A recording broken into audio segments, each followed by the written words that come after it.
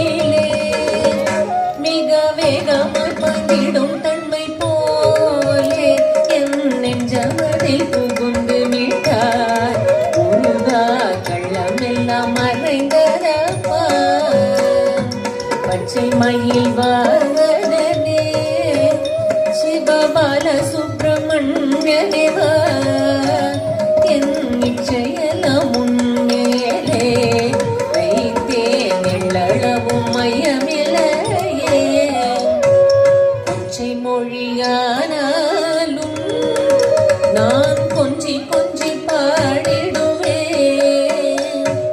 சர்ச்சையெல்லாம் தீர்ந்ததப்பா எங்கும் சாந்தி நிலவுதப்பா பச்சை மயில் வாகனனே சிவபால சுப்பிரமணிய தேவா என் இச்சையெல்லாம் உன்மேலே